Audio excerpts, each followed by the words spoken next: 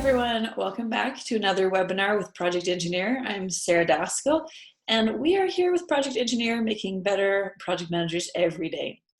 In this session, we are going to talk about the 12 components of a project management plan.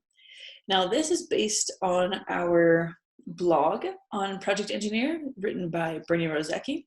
So please feel free to check that out. And otherwise, we'll just be going through the blog. We'll look at some quotes from the blog, and we'll talk about these 12 components. So let's get started here. The plan, oh, by the way, sorry, I forgot to mention, we want to highlight some of the things on the on our website here. So like I said, we have a lot of blogs. We have video tutorials like this one. We have short video tutorials as well, 5 minutes, 1 minute kind of things. We have our talent hub, which is for any project manager looking for work. So you can submit a profile and that can potentially be added to the website. And then we also have Nebulum. Nebulum is a project management software that you can use for communicating your project, scheduling your project, working with your team and all of that kind of stuff. So this is a great free resource you can check out. All of this is on projectengineer.net. All right, today we're going to, as I mentioned, talk about the 12 components of a project management plan. So we'll do a quick introduction. We'll go through all 12 components, so scope statement, critical success factors, deliverables, WBS, schedule, budget, quality, human resources plan, stakeholder list, communication, risk register, and procurement plan. And then we'll do a quick review or summary of all of this. Introduction to the 12 components. This is a quote from our blog here, written by Bernie Rozecki. Projects don't manage themselves. Professional project management requires the development of a plan that outlines how it will be managed. The project management plan fulfills this purpose. Now, it is very interesting to note that many project managers in their day-to-day life don't put a lot of value on the project management plan, and they don't see the value of it. So we want to point out how much of a factor the project management plan can be to the success of a project. Doing a project management plan well, thoroughly as possible, and with great consideration to whatever is necessary for your project will be very helpful in seeing the success of the project. It will also eliminate or hopefully reduce changes. It will improve communications, and overall, it will just have an easier flow and fluidity to the project. What is a project management plan? Essentially, it contains your baselines, your scope, schedule, and cost baselines. It includes your subsidiary plans, so your cost management plan, scope management plan, requirements management plan, procurement management plan, et cetera, and then any other formal documents to help with the planning of the project. Let's jump into the 12 components. There are certain standard items. These are the components that provide the core, regardless of industry or type of project. Now, keep in mind that these are 12 components that are the core or are the foundation of a project management plan, but there can be more. So we've listed the 12 here, and now we'll go through each one by one. Let's start with the scope statement. Now, what was interesting about the scope statement actually is we just did an interview with Ahmed Khanem, and he has 20 years of project management experience. And when I showed him that list here of the 12 components, he picked out scope statement and WBS as being the two most important components. So starting with this is a good place to begin. The scope statement being something that defines what is in and out of the project. So we're overlooking the whole project here with this visual. A quote from the blog here is, one of the fundamental responsibilities of a project manager is to know and maintain the boundaries of the project. In fact, scope definition issues are the #1 cause of project distress, which is why the scope statement is one of the most important parts of a project management plan. When we think about scope, we want to define what's in the project so that we know where we're going, where we're headed. Obviously, scope changes, and every project manager has to deal with that, redefining or reevaluating scope. But one of the things that can help is a SMART statement. So when you make your scope statement, using this acronym here, SMART, specific, measurable, achievable, relevant, and time-bound, this is a good starting place for how to make a good scope statement. Now, when I was interviewing Ahmed, he mentioned that he doesn't use SMART specifically, but he does use these factors, these attributes rather, in creating a scope statement. So he makes them attainable or achievable, and has them explained very clearly, and then you can track the results. So scope statement is one of the most important things we want to include in our project management plan. An example from the blog here from Bernie is, this project involves building a fence between the house at 10 ABC Boulevard and 12 ABC Boulevard. The fence will consist of steel posts founded on concrete filled holes. The fence will be built out of cedar, and it will be 8 feet tall. This is to keep the dog at 10 ABC Boulevard contained within the yard. The fence will be located as close to the property line as possible and start at the garage on the west side, ending at the house on the north side. Just an example here of a scope statement. Example number 2, this project is for the creation of a construction safety app for cell phones. There will be an app for iPhones as well as Android-based systems. The user interface will be designed as part of the project, but will contain, as a minimum, the ability to create and edit tailgate meetings, field level hazard assessments, safety inspections, and audits. Each of these will have a built-in checklist for typical projects in typical industries. There will be a corresponding web application whereby anyone using the app can log in to view and print the reports. The app must include a tutorial to make it easy to get started. So you can see here some specifics here, iPhone, Android. You can see some more general things. The app must include a tutorial to make it easier to get started. Some of this can still be expanded upon as makes sense for the project, the complexity of the project, or as makes sense for the knowledge that you have where you're at. Let's look at the second component here, critical success factors. So this is how we know the project was a success. There isn't one specific criteria that defines success for all projects. Thus, you need to make sure you define success for yours. So here's just some examples of critical success factors. You can see time and cost being at the top here. So obviously scope, schedule, cost, the triple constraint here is what we're looking for. But beyond that, there needs to be something that makes the project successful. So things such as quality standards, end user benefits, minimal change orders, maybe that's a specific number here, low rate of product rejections, again, maybe this is a specific number, employee satisfaction. These are all things that will determine whether your project was a success. Now, interestingly enough, Ahmed mentioned customer satisfaction as one of the success criteria that is often part of his projects. And customer satisfaction is important. Obviously, you want your customer and your client to be satisfied with the end result of the project. So how do you mark that? How do you gauge that? Well, he gave us an example of a time where he had to submit reports to his particular client, and they kept rejecting the reports. So finally, they went and met with this client and this customer and determined what the issues were with the reporting that was being sent to them. And they came up with a system for better reporting, went back, changed it, and then once they started sending the new revised reports, the customer was satisfied.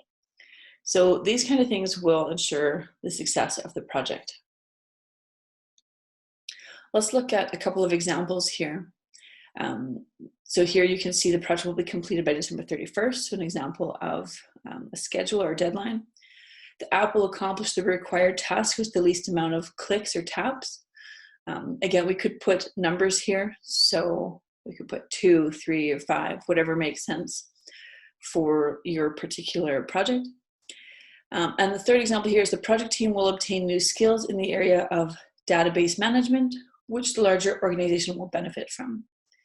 So here you've got employee satisfaction as part of the success criteria. Okay, let's talk about deliverables. Deliverables are what are being presented to the client. Deliverables are the products, services, or results that the project is commissioned to produce. The project delivers them to the project sponsor who commissioned the project.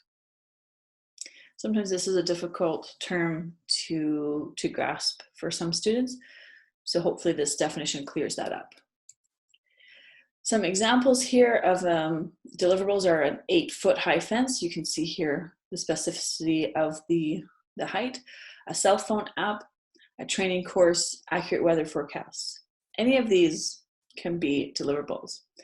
You need to have deliverables in your project management plan so that you know what's actually being handed over to the client. Deliverables are what your client is going to check off. You can say, yep, we received that, yep, we received that, we accept that, and once all those deliverables are accepted, the project is complete. Let's do the work breakdown structure now, the WBS. This is the second component that Ahmed mentioned as being one of the most important components of the project management plan. Now, the WBS is what's showing and connecting everything together. We don't necessarily see interdependencies here like we would see in your schedule, but what we see is categories, and then within that category, what's included. And so at the work package level, we can see everything that needs to be included on the project. From Bernie, the foundation of the effective management of projects starts with the creation of a WBS. And when I was interviewing Ahmed, he also voiced the exact same idea, that you need a WBS so that you don't miss any scope or any part of the project. He, in fact, was talking about one WBS where he had taken WBSs from the contractors that they had and then input them into his master WBS, and then in fact ended up with 16 levels, which is quite a large WBS. So when we think about the WBS, we want to consider deliverables here. We're not looking at activities, although we will use the WBS to determine activities later on. We only put deliverables on the WBS, and we put them in work packages. We can use here the 100% rule, which means all of the scope of the project needs to be included in the WBS. If it's not in the WBS, it's not in the project. Another way to think about it is, if it's in scope, it needs to be in the WBS. Now, a rule of thumb here, many people ask, well, how far do I break down a WBS? Like to what level in the work packages? Some rules of thumb are, on a small project, you might break a work package down to no less than 4 hours and no more than 40 hours of work. On a medium project, maybe no less than 8 hours or no more than 80 hours of work. And on a large project, a work package may be even up to 300 hours of work in one work package. Here's a couple of visual examples. You can represent a WBS with a graphic like here. So building a log home, you have the preparation. Under preparation, you have excavation and pour foundation. Woodwork, we've got the woodwork under this level here. Utilities and finishing, we've got doors and windows, electrical, plumbing, flooring, and under landscaping, this is landscaping the yard or the whole property. So you can see here we've got a few different levels. This is a small project. Another way to do a WBS, especially more practical for large projects, would just be the written version here. With the ID number, and you've got your tasks here. Okay, so we can represent the WBS in a few different ways. remembering here that we are trying to include deliverables and not necessarily activities. Okay, for the schedule component of the project management plan, this is all the timing, how things happen, when things happen. Since projects have a defined beginning and end, the schedule is usually an important piece of the puzzle. Schedule is very important for knowing when things need to happen. Building different parts of a project can affect, when different parts of a project are being built can affect whether or not something else can be built. So referring again to Ahmed, he mentioned a project where he had a certain part of a structure being built at one level underground and another level. And unless the first level was built, it wasn't safe to build the second level. Obviously, it's very important to have this in the schedule. There are many different ways to build schedules. Microsoft Project and Nebulome, our project management software on our website, are just two examples. Here's a little bit of a schedule example from the blog. So if we took the tasks that could be extrapolated from the WBS, then we can take their dependencies and we can put a start and an end date to those. A second example here would be more of a Gantt chart view. So it's more visual, where you can see the start finish and how that start finish connects to the next activity. You can also see how they overlap, because you can run activities simultaneously. Now let's look at budget. Budget is all the costs involved in the project. And we want to consider all of the costs as much as possible upfront, but also knowing that they can run away in the project, like this quote suggests.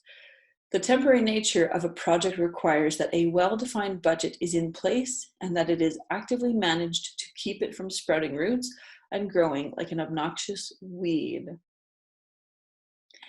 When I asked Ahmed about this quote, if he's ever seen projects grow like, or sorry, not projects, budgets grow like an obnoxious weed, he gave a couple of examples, but the one example was when he was building a commercial avenue of 9.3 kilometers long and had initially just the ground level with the showrooms.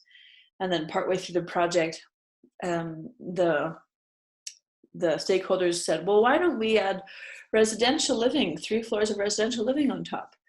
And then again, partway through the project, oh, well, we need to add parking.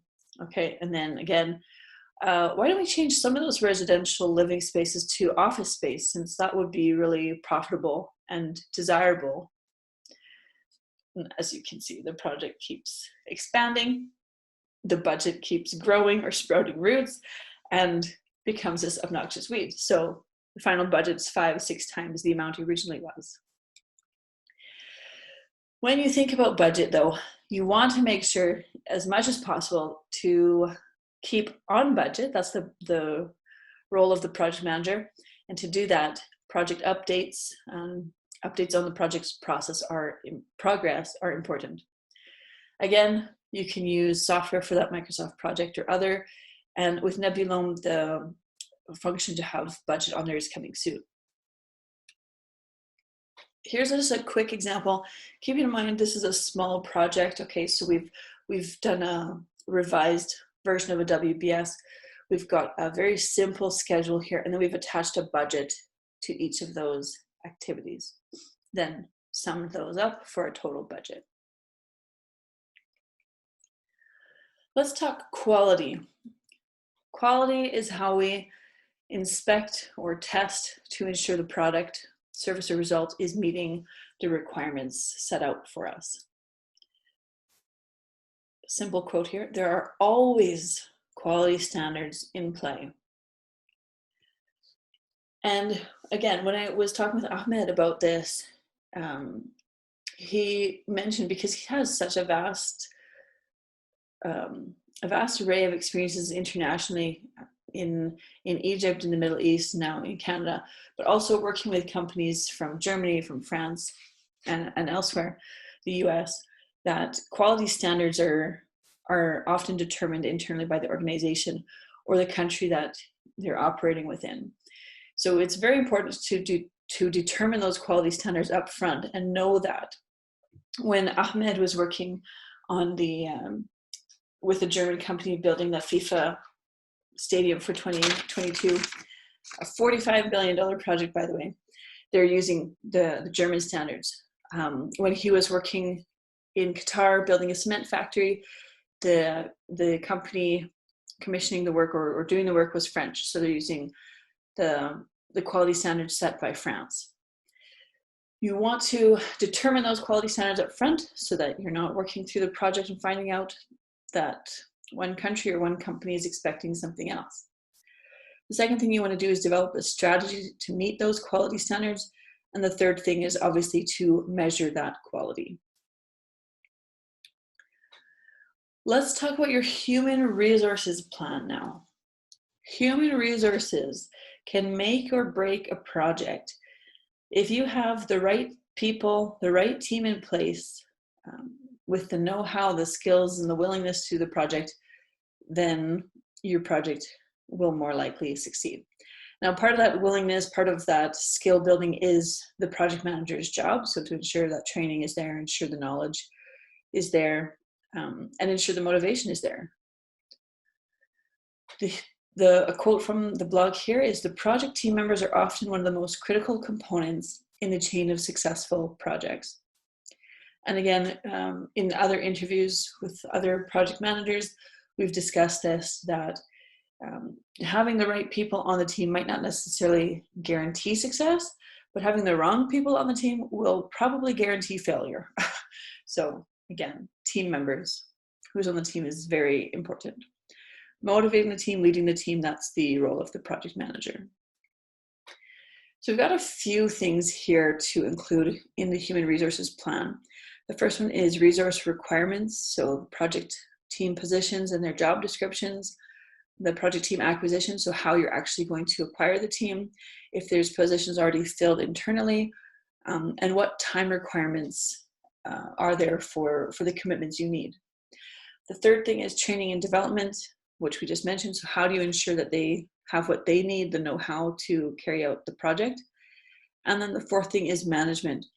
How will you motivate them? How will you assess their performance? And how do you go about procedures for staff reassignment? When you're moving people in a functional or matrix organization, what are the procedures for that? So all of these things and more will be part of your human resources plan.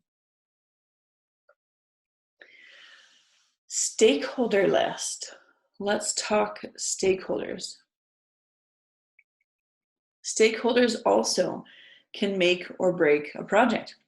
They have so much influence, so much power in a project that they can shut it down if they needed to. Especially government agencies or regulatory bodies, if something is not complying with their requirements, they could come in and shut down the project. So we need to make sure we're managing stakeholders, and we need to make sure that they are included in the project management plan, in that planning stage up front, so that we know how we're going to go about it for the project. Another quote here from the blog: "It's easy to forget a few small ones, and it's inevitable that those small stakeholders will have a disproportionately large influence on the project outcome." Again, a small stakeholder or somebody with maybe not a lot of interest, but a lot of influence can change the trajectory of the project.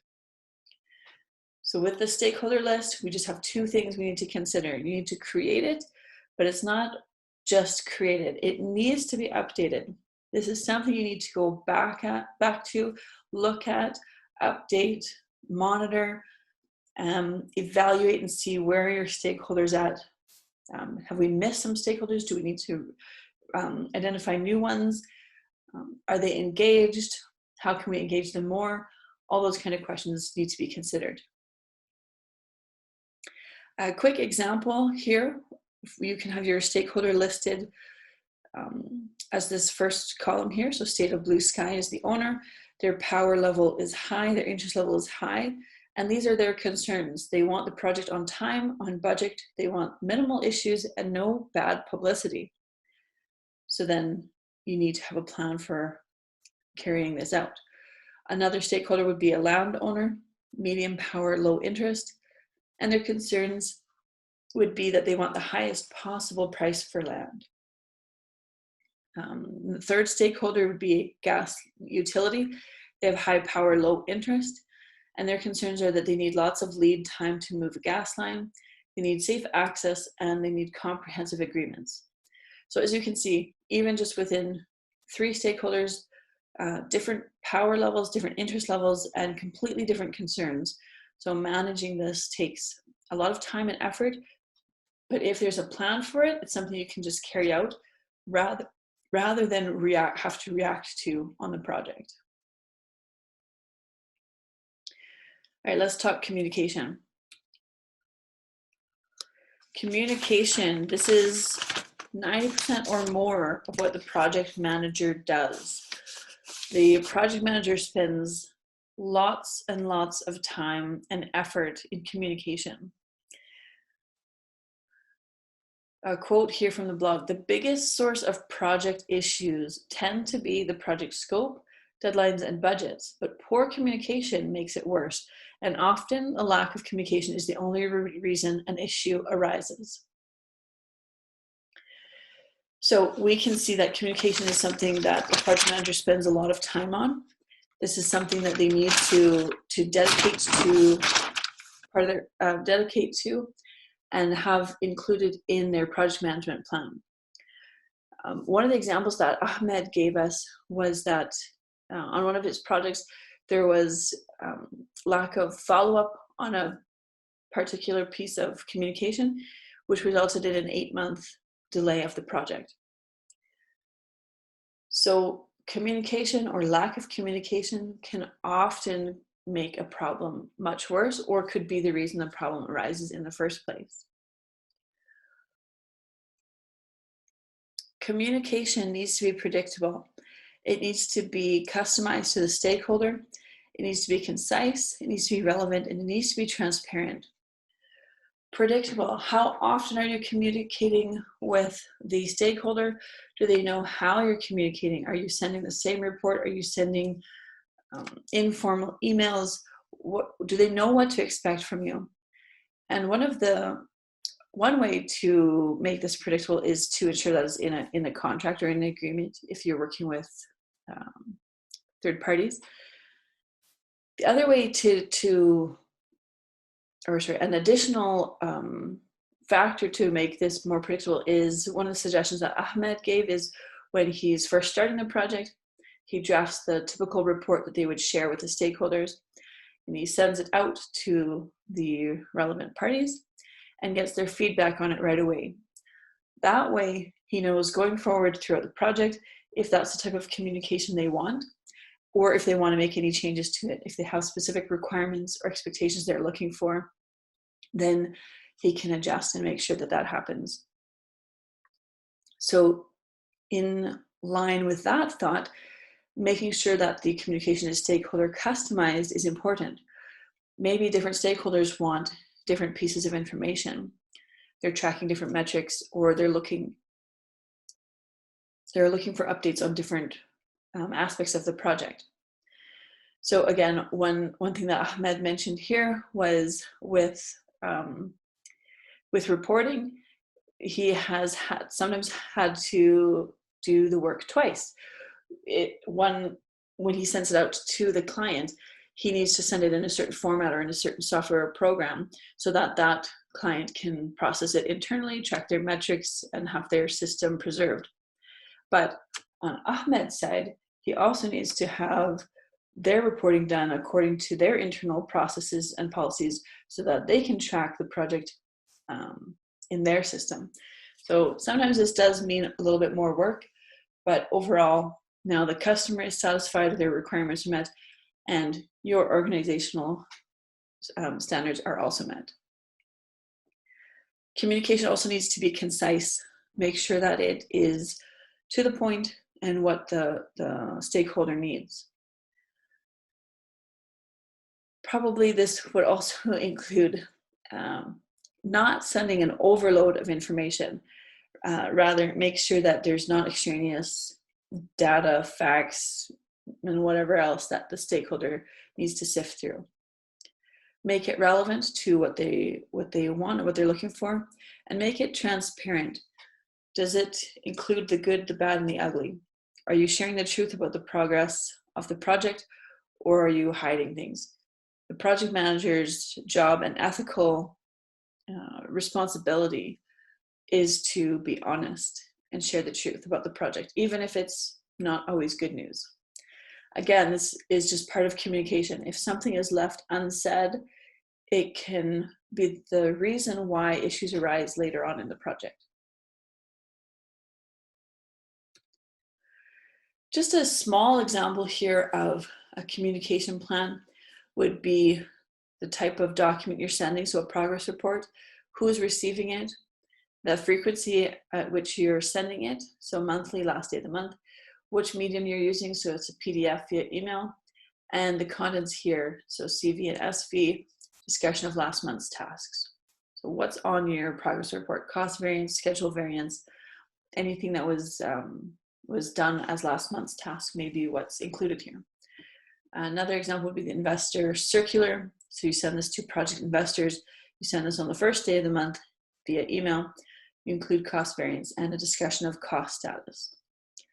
As you can see, the contents here are relevant or stakeholder customized to the recipients, and they're more specific concerns or requirements. Okay, let's talk risk register. Risk register, remember here that the risk, according to project management, is uncertainty or the unexpected. Okay, risk is not necessarily always negative. Risk can be positive. Risk can include exploiting or taking advantage of opportunities that may arise that you didn't expect. Hopefully, if you do your risk analysis well at the beginning, you can have the foresight to see what may happen positively as well, so that you can increase the chances or the likelihood, or even increase the impact of that positive risk occurring. A quote here from Bernie: "Above everything else, a project manager is a leader, and one of the most important traits of leadership is to prepare for the unexpected." Again, unexpected. This is what risk is to the project manager. What is unexpected? What is uncertain? How can we prepare for it as much as possible? One of the things that comes up here with risk management is that it may be outsourced. So when I asked Ahmed about this, he mentioned that on one of his projects that was a little more complex and very high risk, they had a third-party risk management company come in and do the initial analysis. So, and I pressed him for a little more information, some details on it, and essentially the project manager is still very involved. The organization, the company is very involved. They give all the inputs to that third party. The third party runs the analysis, the Monte Carlo simulations, and whatever else that they can compile, and then they present that back to the company. The project manager needs to be aware of all these project risks, because now at this point they need to manage them, they need to watch them, they need to have a plan for the approach for them and the planned response for them. They need to understand the implications if the risk occurs, if it creates a secondary risk, and so forth. So just because you hire a third party to do it doesn't mean that the project manager is no longer involved. In fact, the project manager is still heavily involved.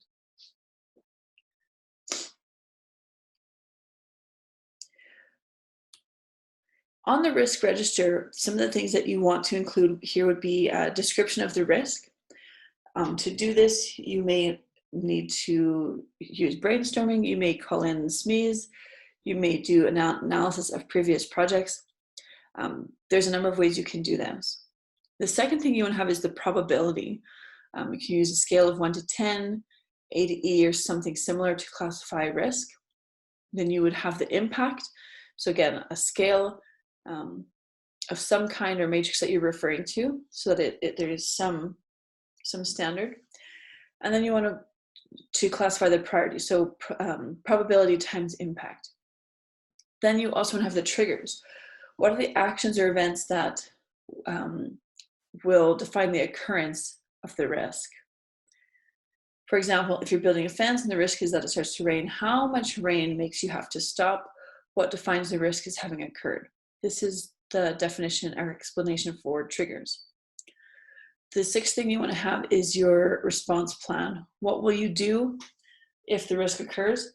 Who's affected by it? And also, who is responsible for taking the action steps? Because on even any given project, the project manager is not the only one responsible for taking action after a risk occurs. You will have a responsible party assigned to each risk, and they will be the ones to carry out the action steps. So you can see here we have a little example. Rain delay is the risk. The probability is a 7. Impact would be a 4. Priority makes this a 7. And the triggers will be it's a small drizzle or too muddy to work. And the response plan is to wait for the rain to stop. The second risk here is people are deployed or off the project. Manager calls employee back would be the trigger. And the risk plan is to see a separate response plan. So this could be very complex. This is just a very small example here. Let's talk about the procurement plan. This is the last component of the project management plan that we will talk about today.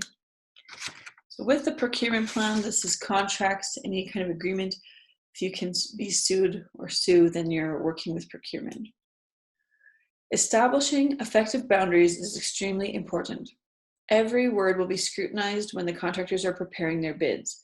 It is remarkably easy to leave a little bit of room for interpretation. This dance takes place every day. In your procurement plan, you want to identify a few things. You want to identify the outside products or services. You want to identify how to procure those, and you want to identify how the progress or quality will be monitored. There's a typical process for a procurement plan, which is developing your PSAW or your SAW, as some people call it, your procurement statement of work. And then you want to perform the procurement and then progress through payments. Hopefully you don't end up in claims, which could also be part of the typical process. Now, when I talked with Ahmed about procurement, it was very interesting because, as we know, he has such a diverse experience in all kinds of cultures. And he was saying that one of the big differences he noticed between some countries is the thickness of the contract. So some contracts are very thick and very detailed, and some contracts are not as detailed. One of the details of one of the contracts he was working on was to the point of stating the brand of ketchup that will be supplied to the camps, which I thought was kind of funny, but maybe very, very important to employee satisfaction. So no detail could be too small to include in a contract or agreement.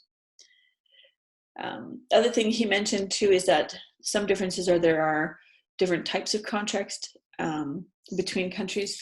So maybe more typical to use a fixed price or a cost plus contract, depending on where you are. Just a quick example of a procurement plan would be having the item here, so the geotechnical engineering, referencing the SAW or the PSAW, referencing the RFP, referencing the advertising date, assigning the award date, and then the completion date. As you can see, we've got that for surveying as well. And this is just a very, very quick glance, a snapshot at what may be included in your procurement plan. And I think, when you look at all of these things here, let's do our quick review. We've got so many things to include in our project management plan that it does seem a little bit daunting. It may seem overwhelming for some project managers, but really what we're trying to do is we're trying to set up the project for success. And it is imperative to note that, the final comment from Ahmed in our interview was, this project management plan, this foundation, these core pieces or core components of the plan are so vital, especially for the traditional project management approach, the waterfall approach, where scope is more defined or more clear upfront, because we can do all of this a lot more thoroughly. Obviously, if you're working in an Agile or Scrum approach, you might not have as much information up front, so this will look a little bit different. But again, waterfall approach, the more traditional approach, these should all be part of your project management plan if you want to run a successful project, if you want to know and have a roadmap for where you're going for the next 6, 12 months, whatever. We were very grateful to have Ahmed share some of his wisdom on this, and Bernie's thoughts on the 12 components of a project management plan can't be overstated. So if you have any questions or you have any thoughts, please do connect with us on our blog or on our website. We'd love to hear from you. We'd love to know what more you want to learn about so we can make videos and content relevant to you. So please do message us. Here's our website again, so Project Engineer Resources. We've got our blogs. We've got the video tutorials like this. We have interviews. We have short videos. We have Talent Hub. Again, if you're looking for more projects to work on, you can submit a profile for the website, and you can access Nebulon you can have a few free projects on Nebulon for scheduling and communication with the team. All of this is on projectengineer.net.